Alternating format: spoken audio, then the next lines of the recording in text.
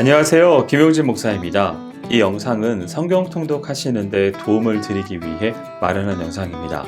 통독을 하면서 익숙하지 않은 배경과 내용들로 인해 어려움을 겪는 성도분들이 조금이나마 도움이 될까 싶어 마련한 것인데요. 조금만 관심을 기울이시면 읽으시는데 유익이 있을 겁니다.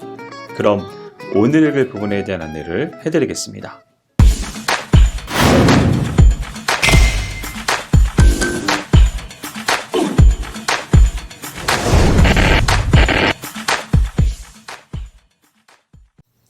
오늘 읽을 본문은 에스겔 16장에서 17장까지입니다. 16장은 과거 이스라엘에 내려진 하나님의 긍휼과 그럼에도 이스라엘이 심판당하는 이유와 심판의 방법 및 그 후에 있을 회복에 이르기까지의 일련 내용을 음란한 여인의 비유를 통하여 보다 상세하게 예언하고 있습니다. 1절에서 14절은 고아로 비유된 유다 백성들이 하나님의 은혜로 입양되어 우아하고 아름다운 여성으로 양육되며 정숙한 여성으로 성숙하여 신랑으로 비유된 하나님과 혼인하게 된 사건을 언급합니다. 먼저 에스겔은 유다 백성들이 과거 나약하고 처참한 상태에 처해 있었음을 상기시킵니다. 이는 곧 이스라엘이 출애굽 직전 애굽 아래서 처참하고도 혹독하게 노예 생활할 때의 절망적인 상태를 비유적으로 표현한 것입니다. 다음으로 그와 같은 유다 백성들에게 관심을 가지신 이 하나님의 주권적인 선택 행위를 비유적으로 언급합니다.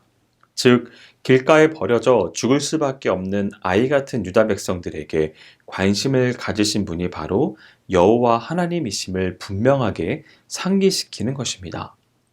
그리고 계속해서 에스겔 선지자는 하나님의 사랑과 보호와 관심으로 그 어린아이는 사랑스럽고 아름다우며 우아한 여성으로 성숙하게 되었다고 말합니다. 뿐만 아니라 하나님께서는 이렇게 아름답고 우아하게 성숙한 여성으로 비유된 유다 백성을 사랑하사 당신의 아내로 삼으시고 온갖 고귀하고 화려하며 아름다운 보석과 귀중품으로 장식하시고 또 입히시며 영화롭게 하셨음을 밝히고 있습니다.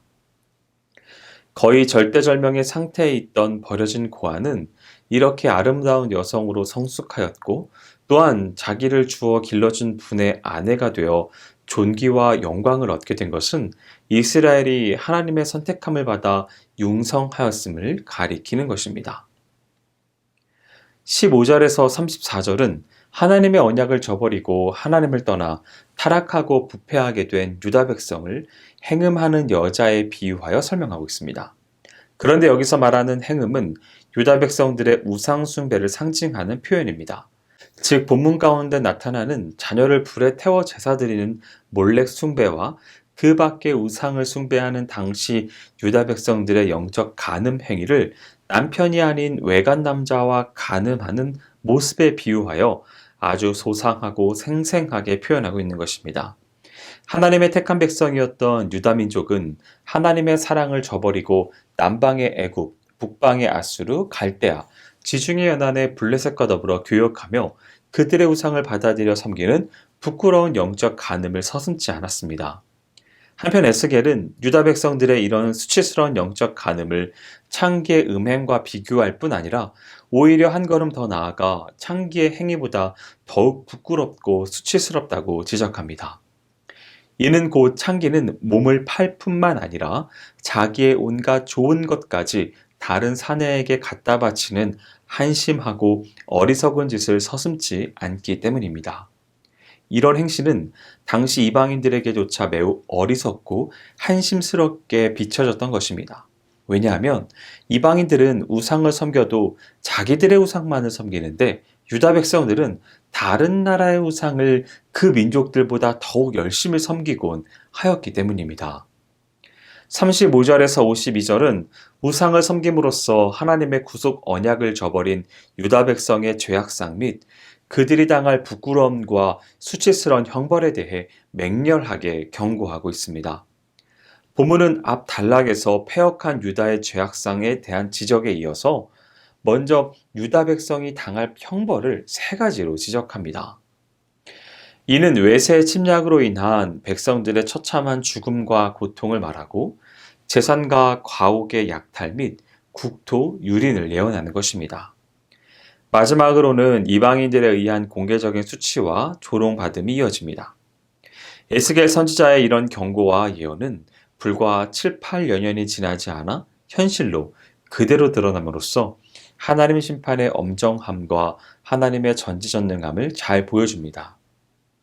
난공불락의 요새요, 하나님이 지켜주실 줄로 확신한 하나님의 도성 예루살렘 성읍과 예루살렘 성전이 바벨론의 침공으로 함락되고 유다의 유능한 관리나 기술자, 심지어 왕과 왕족들까지 바벨론으로 끌려가는 수모와 부끄러움을 공개적으로 당하게 되었던 것입니다. 53절에서 63절은 장차 있을 유다의 회복과 이전에 하나님이 세우셨던 언약의 갱신이 기록되어 있습니다. 엄정한 심판과 이에 이어지는 회복을 보여줌으로써 택한 백성을 향한 하나님의 심판의 이중성을 잘 보여주는데요. 본문을 통해 유다 백성을 향한 하나님의 징계와 형벌이 최종적인 심판이 아닌 정결과 성화에 이르게 하는 한 과정임을 상기시키고 있습니다. 그런데 에스겔 선지자는 구원의 과정에 있어 선민의 구원보다는 먼저 이방 백성의 구원을 밝힙니다. 유다 백성들이 하나님과 새로운 언약을 갱신하기에 앞서 먼저 이방 나라 백성들이 하나님 앞으로 돌아와 회개하고 구원의 반열에 참여하게 된다는 것입니다. 이러한 사실은 택한 백성 유다 민족의 바벨론 포로 사건이 유다 민족의 죄를 도말하는 정결 과정에 머무는 것이 아니라 이방 민족의 구원에도 큰 영향을 미침을 보여줍니다. 그런 다음 에스겔 선지자는 하나님에 의해 철저하게 징계를 받았던 유다 백성들이 포로 생활에서 회복됨은 물론 다시 하나님의 은총을 입고 구원의 반열에 참여하게 될 것을 예언합니다. 17장은 불순종한 유다와 예루살렘 패망을 다시 한번 비유로서 예언하고 있는데 특히 그 후에 있을 회복을 암시하고 있다는 특징을 지니고 있습니다. 1절에서 21절은 에스겔 선지자가 두 마리의 독수리와 백향목, 포도나무의 두 나무 비유를 통해 당시 유다 왕국이 처해 있는 국제 정세를 밝히며 유다 왕국의 필연적인 멸망을 선포하는 단락입니다. 먼저 본문에서 에스겔이 선포한 비유를 살펴보면 크고 아름다운 날개를 가진 독수리는 바벨론의 느부갓네살 왕을, 또한 레바논은 유다의 예루살렘을, 백향목은 유다 왕 여호야긴을, 장사하는 땅이란 바벨론을, 포도나무가 된 종자란 유다 마지막 왕이었던 시드기야를 가리킵니다. 따라서 3절에서 6절에 나오는 한 독수리 비유는 1차적으로 바벨론의 2차 침공 때 유다 왕 여호야긴이 바벨론 땅에 포로로 끌려가고 시드기야가 유다의 왕이 된 사건을 말합니다. 그리고 7절에서 언급되는 또 다른 독수리는 유다 왕국 남방에 위치한 애굽 왕 호브라를 가리킵니다. 그는 당시 유다 패망 직전부터 유다 패망 이후까지 애굽을 다스리던 왕으로서 한때 바벨론으로부터 유다를 구출하기 위해 군대를 파견하기도 하였습니다. 이처럼 에스겔 선지자는 하나님의 영을 받아 유다 왕국의 마지막 왕인 시드기야 임금의 통치 행위와 당시의 주변 정세를 집중적으로 말하면서 유다 왕국의 최후를 소상하게 예언합니다. 이 예언대로 시드기야는 집권 초기 4년 동안 친바벨론 정책을 추진했지만 이후 집권한 지 11년 되던 마지막 순간까지 친애굽 정책을 추진하며 애굽의 도움을 갈망하다가 패망하게 되었으며 애굽은 유다 왕국을 돕기 위해 군대를 파견했다가 바벨론에게 패배하게 되었습니다. 실로 에스겔 선지자는 장래 몇 년 후에 유다와 애굽, 바벨론 등 근동 3국의 긴박한 움직임과 국제 정세를 밝히 보여줌으로써 하나님의 뜻은 바로 유다가 하나님께서 심판독으로 들어쓰시는 바벨론에게 복종하여 생명을 건지는 것임을 확실하게 가르칩니다. 그런 반면 하나님의 뜻을 거스려 애굽을 좇는 자의 최후는 비참한 죽음이요 멸망뿐임을 상기시키고 있습니다. 22절에서 24절은 지금까지의 유다의 범죄와 심판을 주로 강조한 것과는 달리 백향목 비유를 통한 유다 왕국의 회복이 담겨 있습니다. 본문에서 하나님께서는 쓰러져가는 백향목 꼭대기에 연한 세 가지를 꺾어서 이스라엘의 높은 산에 옮겨 심으겠다고 하셨습니다. 그리하여 다시 푸르고 번성하게 하신다는 것입니다. 이 비유는 결국 바벨론의 포로로 끌려간 유다 백성들이 얼마의 시간이 흐른 후에 다시 본토로 회복할 것을 예언하고 있습니다.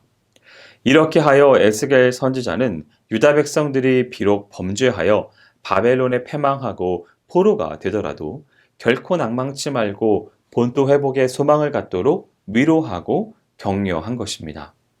한편 본문은 단순히 유다 왕국이 바벨론으로부터의 회복을 예언하는 것에 그치는 것이 아니라 다윗의 혈통에서 비롯되는 메시아 예수 그리스도의 출현과 그로 인해 성취될 하나님의 나라를 예언한 것이라는데 큰 가치가 있습니다. 즉, 세 가지로 비유되는 그리스도로 인해서 유다 백성들뿐만 아니라 그들의 모든 남으로 비유된 전 우주가 평화와 안전을 누릴 찬란한 미래가 전개될 것이 예언되고 있는 것입니다. 여기까지 에스겔 16장에서 17장까지 성경 통독을 하실 때 도움이 될 만한 내용을 전해드렸습니다. 혹시 이 외에 질문 있으시거나 나누고 싶은 이야기가 있으시면 밴드나 댓글로 달아주시면 필요한 도움을 드리겠습니다. 그럼 내일 다시 만나도록 하겠습니다. 동독 화이팅 하세요!